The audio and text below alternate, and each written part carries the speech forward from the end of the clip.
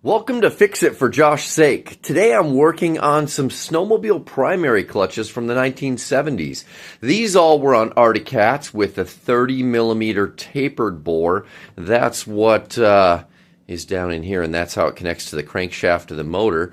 All of these are a little rough. They need some attention. They need to be cleaned up. When you get inside of here, you can see some rust and cobwebs, and we got to make sure all these pucks move nicely and that sort of thing. But the challenge about these Comet Duster 94Cs is how to get this cover off. And I'll show you the details here. It's got this plate with these pucks, and you get that out of the way, and it's got a spring.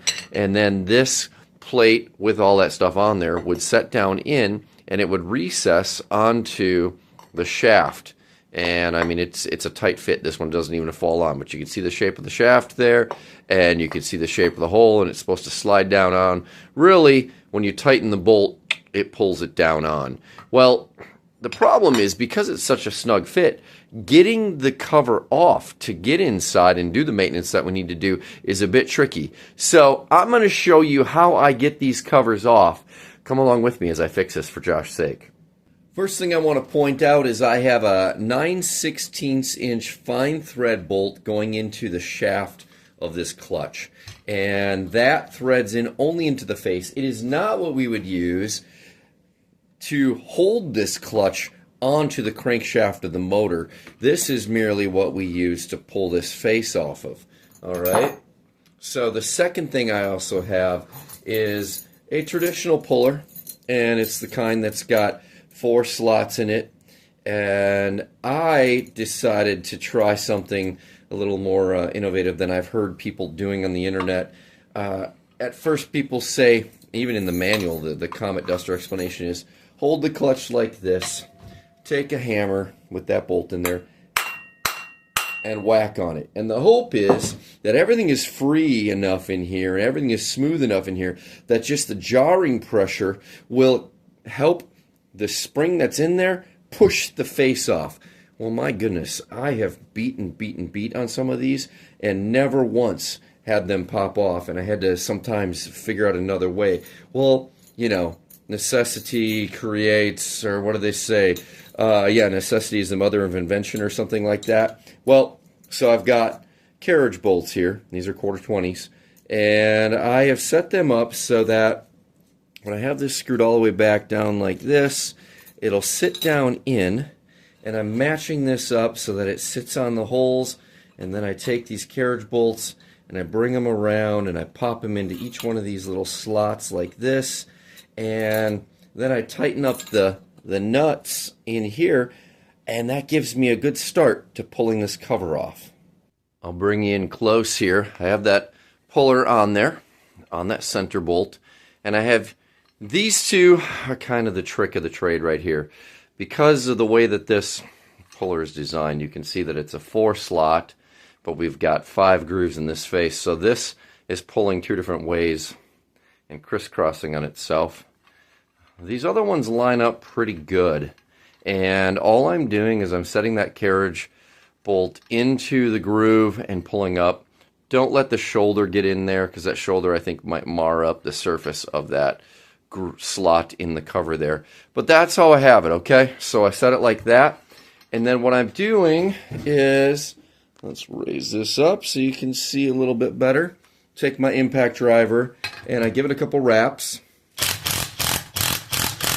Okay, and oh wow, it's coming off really easy. This one's actually a lot easier than the other ones were, but it's pulling right up. What I did is I created tension before on other ones, and then I give it a couple wraps, and boom, pop. That pressure, that preloaded pressure helps everything pop right off. And so then you just take your carriage bolts, pull them all out like this. This can be set off to the side.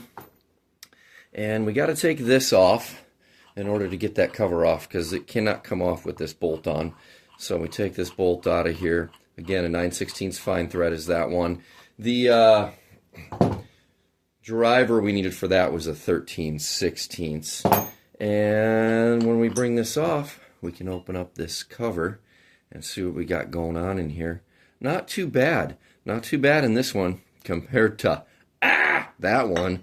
But now that we're inside of here, we can check out these pucks, and maybe I want to, I don't know, check the weights on these and make sure that everything's good. Maybe I need to drill some holes in them to lighten them up. Lightening these up means that they will engage at a higher RPM. If you add weight to these, I've seen people put screws or bolts or things in those slots and cut them off. Heavier means that it engages at a lower RPM. I know that seems backwards, but it's the way the spring and the centrifugal force and everything works. Lighter pucks means a later engagement. Heavier pucks means an earlier engagement. Now, the reason why there's a little bit of a challenge there is if you have too light of pucks pressing on this face, you might not have enough pressure grabbing the belt in here and engaging. So sometimes you got to go get a different spring. These are all orange springs. All three of these are orange springs. They make pink springs. They make white springs. They make blue springs.